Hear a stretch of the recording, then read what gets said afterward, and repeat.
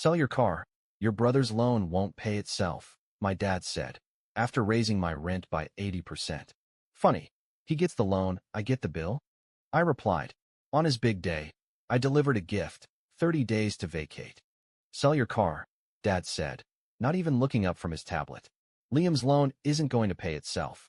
I stopped halfway to the fridge, frozen with the bottle of orange juice still in my hand. I'm sorry, what? He glanced up, like I was the one being dramatic. Your brother's trying to get his business off the ground. He's got a lot on his shoulders right now. And I don't. I snapped. Mom sighed from behind the stove. You're in IT, Nathan.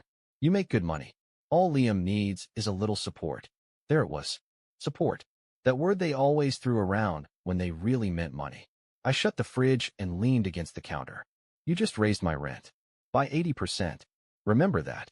Dad waved his hand like I was nitpicking. And you're still paying less than you would anywhere else. You're right, I said flatly. Let's raise it another 80 and call it a charity drive. Mom clicked her tongue. Don't be sarcastic.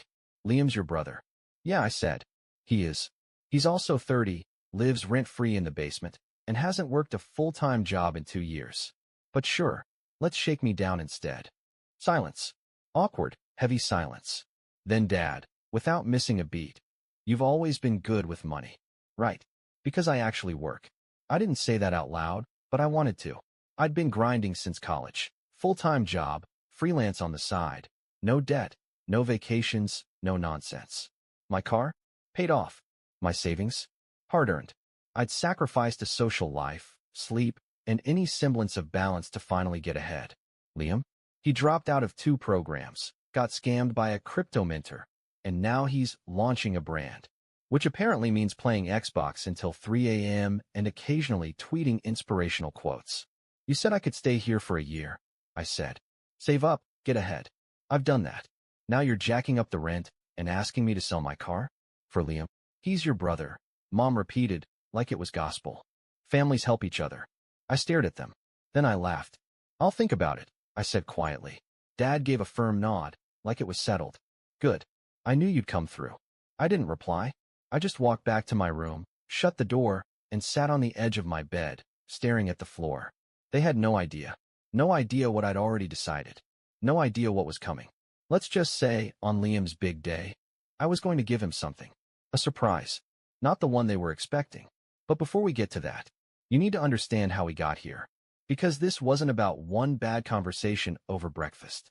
This was about years of silent expectations, of me giving and them taking, until I forgot what it even felt like to live for myself. Liam's big day was just the final spark. The fire? It started long before that. When I moved back home after college, it was supposed to be temporary. Just a year, my dad had said. Save some money, get stable. Then you'll be on your feet. That was 3 years ago. Since then, I've paid rent, split groceries, covered repairs when the plumbing burst, and helped Mom with her surprise credit card bills more times than I can count. I never complained. I figured, maybe this is what responsible sons do. But what made it unbearable was the double standard. Liam, my younger brother, Liam, was finding himself for the past half-decade. That mostly meant expensive hobbies and failed ventures that he somehow always needed funding for. Mom would say, he just needs time. Dad would say, you're the older one, Nathan. You're supposed to lead by example. But what did example even mean anymore? I worked 60-hour weeks in IT support while Liam slept till noon and posted #grind mode selfies from the couch. Let me paint you a picture. 2019. Liam wanted to start a dropshipping empire. I paid for the LLC registration and Shopify fees. 2020. He pivoted to YouTube. I bought him a camera and microphone. Just until the ad money rolls in, he said. 2021. Crypto phase. I didn't give him money that time. He took out a $15,000 personal loan to invest. Lost it all in under 2 months. And now? Apparently, I'm supposed to sell my car to cover the loan payments he can't make. You want to know the worst part? I said no. And they acted like I was the villain. Liam's not like you, Mom said one night, when I came home to find her and Dad sitting at the kitchen table, waiting for me like I was a teenager past curfew. He's sensitive, she continued.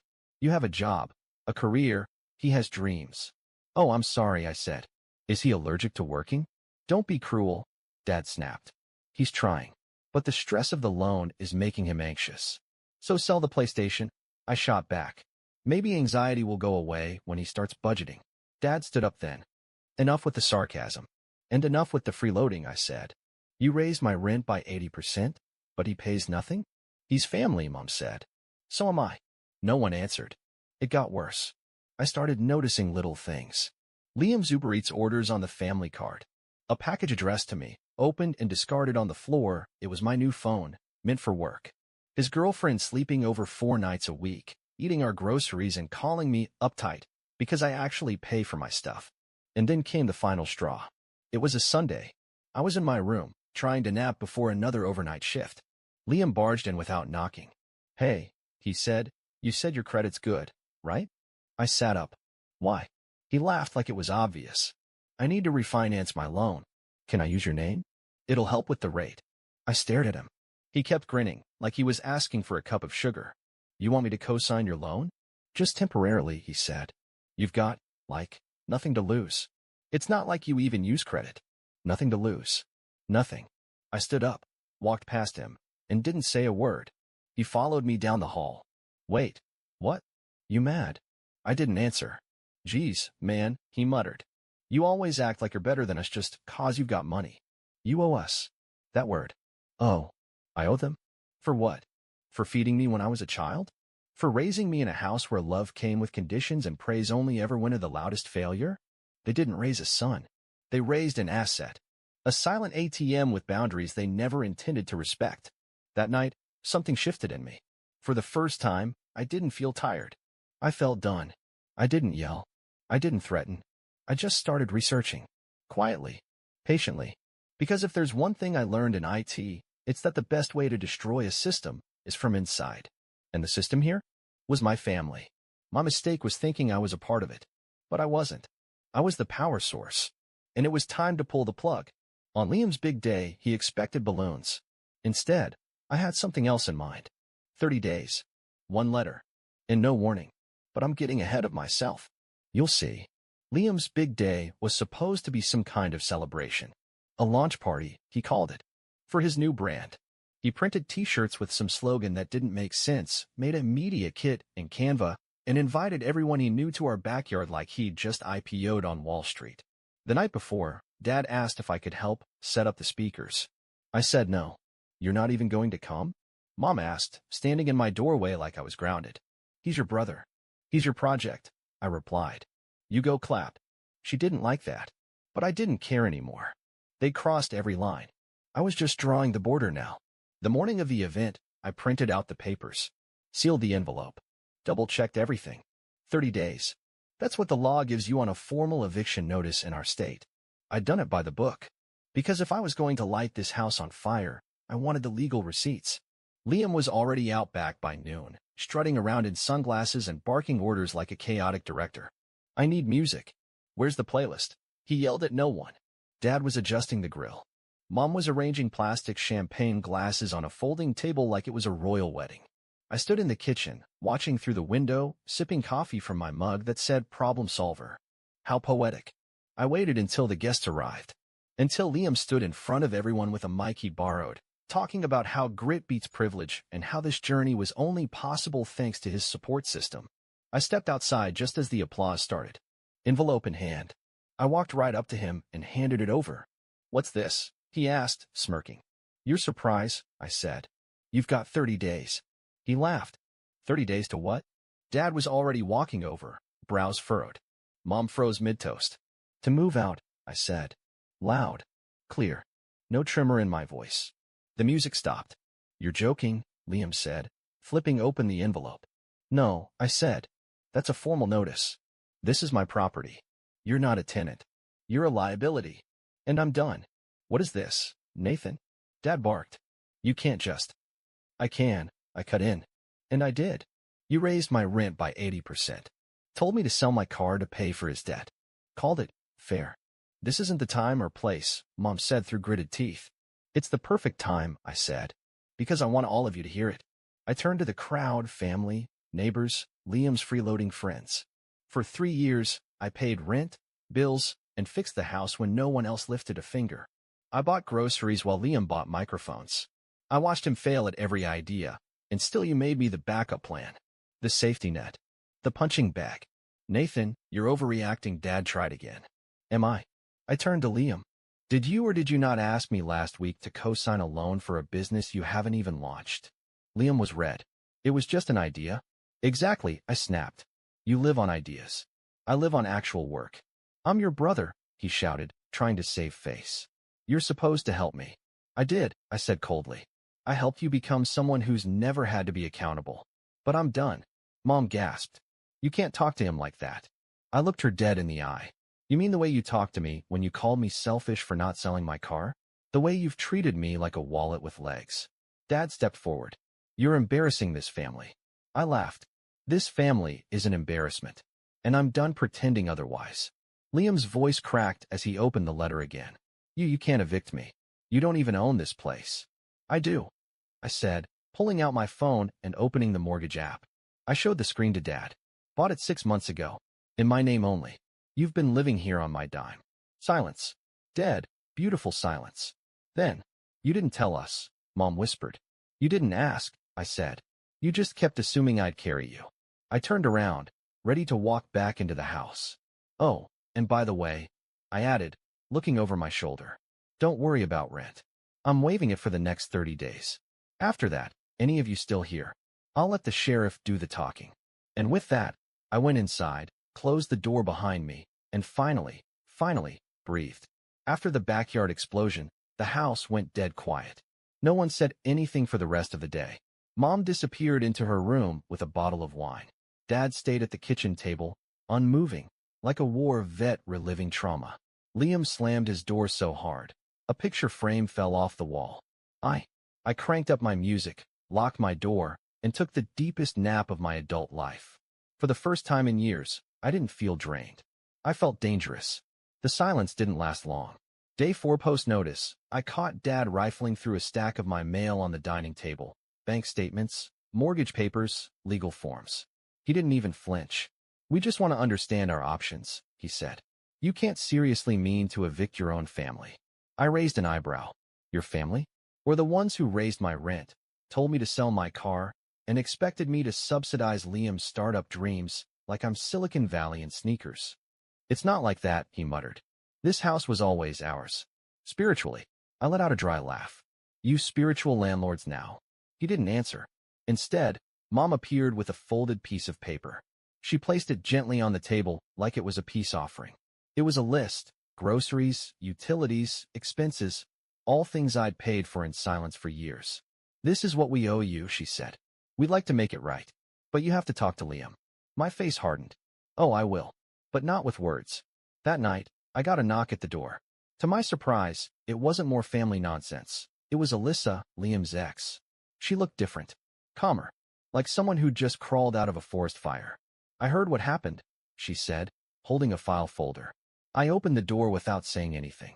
He told me you offered to co-sign his loan, she continued. That's a lie. I was the original co-signer. But 2 months ago, he updated the paperwork.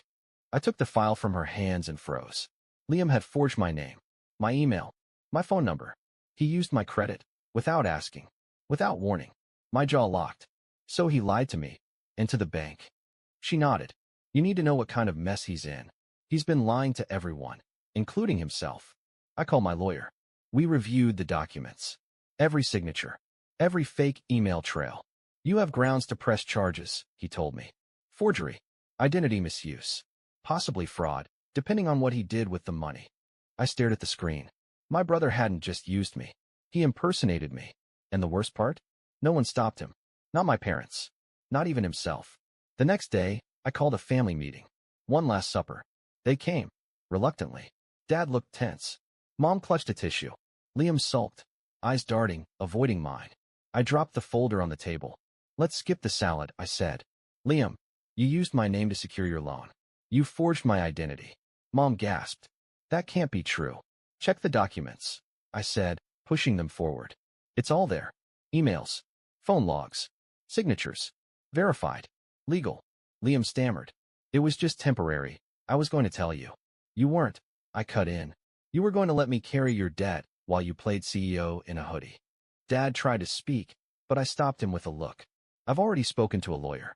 If Liam's not out in 10 days, and that loan isn't closed in 30, I'll press charges. Liam's face collapsed. You'd ruin my life. You already ruined your credit, I said. I'm just protecting mine. That night, he vanished. Didn't say goodbye. Didn't apologize. Left the house like a burglar in reverse, taking nothing but the chaos he'd caused. A few days later, I was making coffee when Mom slid into the kitchen quietly. She placed a small envelope beside my mug. Inside was a handwritten note. We never realized how much you carried. We're not asking you to forgive us. But we see it now. I read it. I folded it. I said nothing. Not yet. And just when I thought it was over, another surprise arrived. A letter. Real paper. No return address. From Alyssa. I know this is strange, but my company has an opening in Seattle. Systems analyst. Housing stipend included. I know you're probably done with cleaning up messes, but this could be your start, your real start. If you're ready. I sat back. Stared at the words. Seattle. A city where no one knew my name, or how much I'd paid just to survive under the roof I called home. I closed the envelope. And smiled. They took my peace for granted. I took back everything else. Now I had a choice. And for once, it was mine. Sometimes, I still hear it. The sound of my dad flipping through bills, sighing dramatically. The guilt-laced silence my mom used like a weapon. Liam's voice echoing down the hall. You're supposed to help me. You're my brother. It used to haunt me. Now, it reminds me why I left. 2 weeks after Liam disappeared, the house felt wrong. Quiet in a fake way. Like after a storm, when everything's eerily still but you know another one's brewing. My parents tried to pretend things were getting back to normal. But nothing was normal anymore. They tiptoed around me like I was a bomb they weren't sure had finished exploding. Every morning, I'd hear the soft sound of them whispering in the kitchen. Bills. Food. Repairs. Things I used to handle without question. And for once, I let them sit in it. Not because I hated them, but because they needed to feel it. The absence of me. 3 days before their move-out deadline, I came home to find Dad waiting on the porch. He wasn't yelling. Not this time. He looked small. I'm applying for rentals, he said quietly. Most of them want pay stubs, credit checks. It's been a while. I nodded. You'll figure it out. He didn't argue. Didn't guilt me. Didn't mention Liam. It was the first honest conversation we'd had in years. The day they left, Mom handed me a casserole dish and a worn-out envelope. It's not much, she said. But it's something. Inside the envelope, $480 in cash. I didn't take it. I didn't need it. That dish sat in the fridge for 3 weeks untouched before I finally threw it out. But the gesture? That stayed with me. Liam never reached out. No apology. No explanation. Just a post on his new Instagram page. Him in some co-working space, typing nonsense, still selling the dream. He rebranded himself as a resilience coach. Resilience. From what? Being held accountable? The post got 8 likes. I didn't even give it the 9th. You'd think that'd be the end of it. But a month later, I got a message request on Facebook. From Kelly, a friend of Liam's ex, Alyssa. I saw your story on Reddit, she wrote. Just wanted you to know what you did. It helped more people than you realize. A lot of us have Liams in our lives. We needed to see someone win. I read that message 3 times. Not because I didn't believe it, but because it was the first time someone saw me not as a villain, but as a survivor. 2 weeks later, I packed my bags. Took the offer in Seattle. Started over. New job. New apartment. No leeches. No random Venmo requests. No guilt-laced dinners. No fake family meetings that ended with, you should really help Liam more. And yet, sometimes I'd catch myself opening my old banking app. Out of habit. Checking if someone had borrowed from me again. Checking for the weight I used to carry. But there was nothing. Just my money. My balance. My life. And that's when it hit me. They never loved the real me. They loved the version of me that made their lives easier. The reliable one. The responsible one. The one who never said no. The human ATM. The spare parent. The financial backup plan. Once I stopped being that, they called me selfish. Ungrateful. Cruel. But now, sitting in a Seattle cafe with my laptop open and no texts demanding help, I finally feel what they feared most. Free. I paid off the house. Sold it. Invested the rest. I keep a framed copy of the eviction notice in my drawer, not out of spite, but as a reminder. A reminder that boundaries are not betrayals. That walking away doesn't make you evil. That saying no can save your life. People ask me if I miss them. The holidays. The family barbecues. The togetherness. I tell them, I don't miss family. I miss the idea of family. What I had was debt wrapped in love bombs. Conditional loyalty with strings attached. I don't miss it. Not even a little. If you're reading this, and you're their version of me, the one who pays quietly, sacrifices silently, never complains. You're not crazy. You're not heartless. You're not selfish. You're just tired. And maybe, just maybe, it's time you gave yourself the gift you've given them for years. Freedom. Because I'll tell you what no one ever told me. Being the villain in their story is worth it. If it means finally being the hero in your own.